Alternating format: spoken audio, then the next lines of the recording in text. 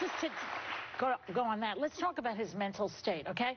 Because this guy is still obsessed with your emails. He talks about it constantly. He's obsessed with her. And with you. Yeah, he's obsessed with her, with you. And also, they're chanting, lock her up. I mean, he has every criminal working for him, and they're worried about locking you up, okay? What do you make of that? Well, I think three things. First, I do think that he knows that he's an illegitimate president. And because of that, he's very insecure about it. Look what he's trying to do now. I mean, part of the Ukraine scandal that is slowly coming to light is he's trying to figure out how to say, no, it wasn't the Russians, even though our intelligence community and everyone who's looked at this said, yeah, it was the Russians. He's trying to say, no, somehow it was, Obama, Hillary, whoever. So he's obsessed with the fact that he was helped a lot in unprecedented ways. His ego can't handle it. Yeah, he can't handle it. But the second thing is he accuses other people of doing what he does. Yes, projection. And I didn't understand that projection. I didn't understand that originally, and it was so odd. I mean, he accused people of all these things.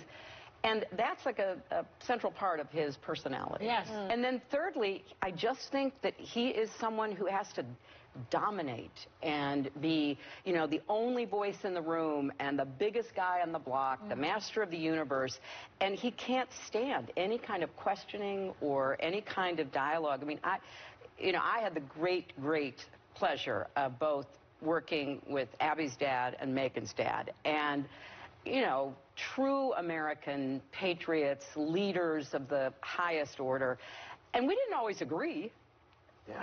But boy, you could have a terrific conversation about what the options were and how best to proceed.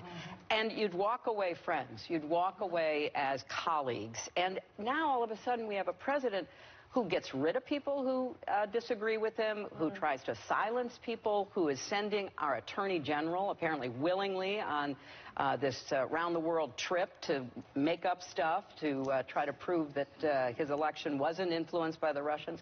So I just think that it's a whole constellation of problems, Joy.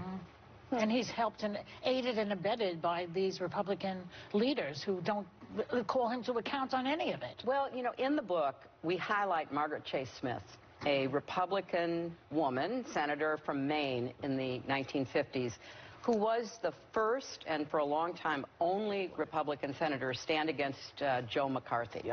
It was a lonely position for her. She went to the floor of the Senate. I mean, I just get goosebumps because having been in the Senate, you go to try to make an important statement. She went to the floor of the Senate. She was actually on the little subway car that takes you from the office buildings to the Capitol, and Joe McCarthy got into the car, and he looked at her and he said, oh, Margaret, you're going to go make a speech today? And she goes, yeah, Joe, and you're not going to like it. And she made that speech, calling him out, and really calling her party to take action against him, which eventually they